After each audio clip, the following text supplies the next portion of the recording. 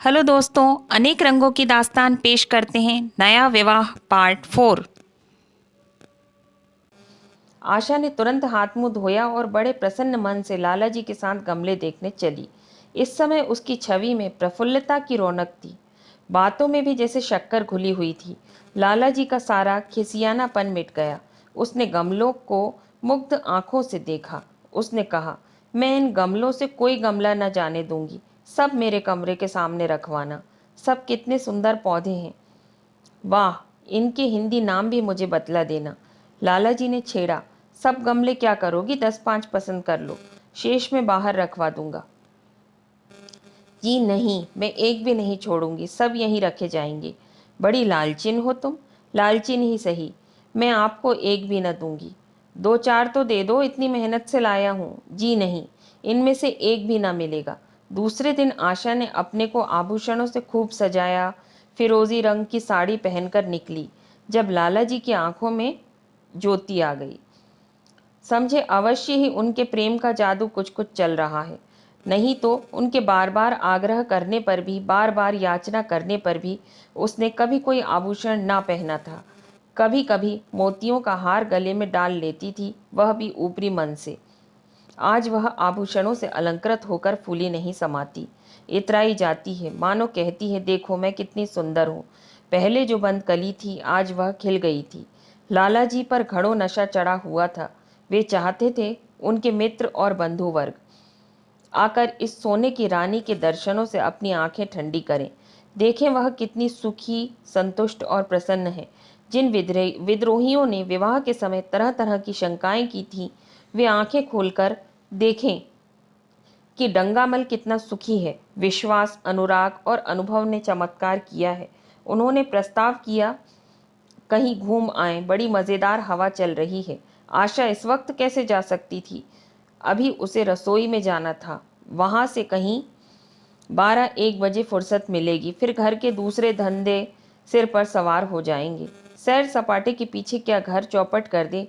सेठ जी ने उसका हाथ पकड़ लिया और कहा, नहीं, आज मैं तुम्हें रसोई में न जाने दूंगा। महाराज के किए कुछ न होगा तो आज उसकी शामत आ जाएगी। आशा के मुख से वह प्रफुल्लता जाती रही। मन भी उदास हो गया। वह सोफे पर लेट कर बोली, आज ना जाने क्यों कलेजे में मीठा मीठा दर्द हो रहा है। ऐसा दर्द कभी नहीं होता था। सेठ जी घबरा उठे, यह दर्द कब से हो रहा है? हो तो रहा है रात से ही, लेकिन अभी कुछ कम हो गया था। अब वह फिर होने लगा है। रह रहकर चुभन जैसी हो जाती है। सेठ जी एक बात सोचकर दिल ही दिल में फूल उठे। अब वे गोलियां रंग ला रही हैं। राज वैद्य जी ने कहा था कि जरा सोच समझकर इनका सेवन कीजिएगा। क्यों ना हो, खानदानी वैद्य हैं। इनके बाप बनारस के महाराज के चिकित्सक थे। पुराने और परीक्षित नुस्खे हैं इनके पास। उन्होंने कहा, तो रात से ही यह दर्द हो रहा है? तुमने मुझसे कहा नहीं? नहीं तो वैद्य से कोई दवा मंगवाता। मैंने समझा था आप ही आप अच्छा हो जाएगा, मगर बढ़ रहा है। कहाँ दर्द हो रहा है, जरा देखो, कुछ सूजन तो नहीं?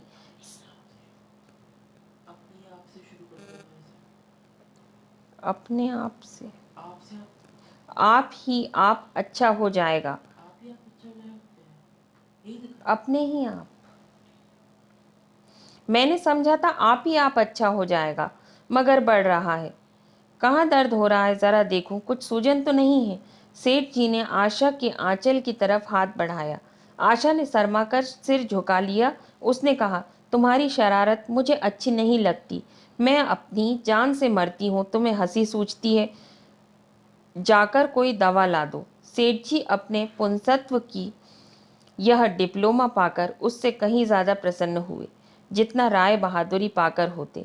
इस विजय का डंका पीटे बिना उन्हें कैसे चैन आ सकता था? जो लोग उनके विवाह के विषय में द्वेषमय टिप्पणियां कर रहे थे, उन्हें नीचे दिखाने का कितना अच्छा अवसर हाथ आया है, और इतनी जल्दी। पहले पंडित भोलेनाथ के पास गए और भाग्य ठोक कर बोले, भाई मैं तो बड़ी विपत्ति में फंस गया। कल से उनके कलेजे में दर्द हो रहा है। बुद्धि कुछ काम नहीं करती। कहती हैं ऐसा दर्द पहले कभी नहीं हुआ था। भोलानाथ ने कुछ हमदर्दी न दिखाई। सेठ जी यहाँ से उठकर अपने दूसरे मित्र लाला फागमल के पास पहुंचे और उनसे भी लगभग यही शब्दों में शोक संवाद कहा। फागमल बड़ा शोहदा था, मुस्कुराकर बोला, मुझे तो आपकी शरारत मालूम होती है। सेठ जी की बाँछें खिल गईं। उन्होंने कहा, मैं अपना दुख सुना रहा हूँ और तुम्हें दिल लगी सूझती है। जरा भी आदमियत तुम में नहीं है। मैं दिल लगी नहीं कर रहा हूँ, इसमें दिल लगी की क्या बात है। वे हैं कमसिन, कोमलांगी और आप ठहरे पुराने लठैत दंगल के पहलवान। बस अगर यह बात ना निकले तो मुझे मुड़ा लो। सेठ जी की आंखें जगमगा उठी, मन में यौवन की भावना प्रबल हो उठी। उसके साथ ही मुख पर भी यौवन की झलक आ गई।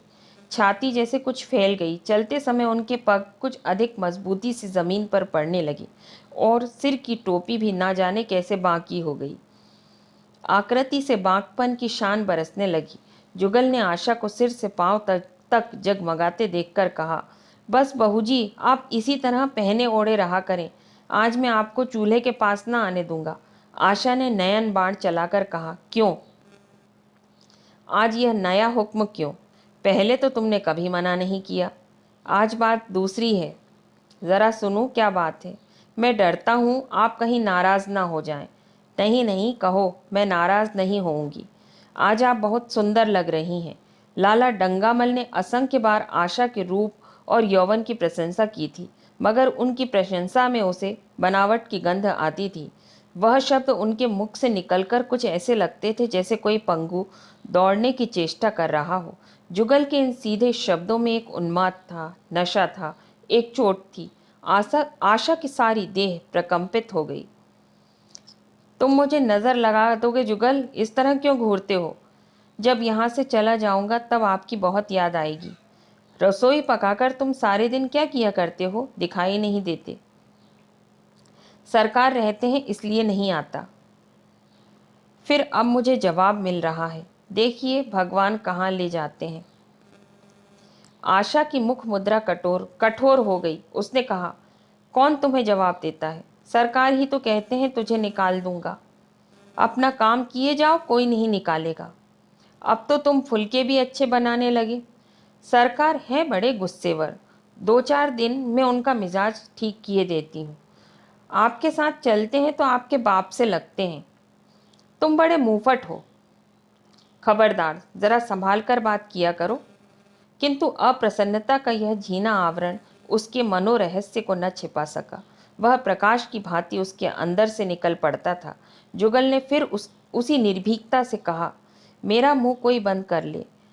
यहाँ यूं सभी कहते हैं।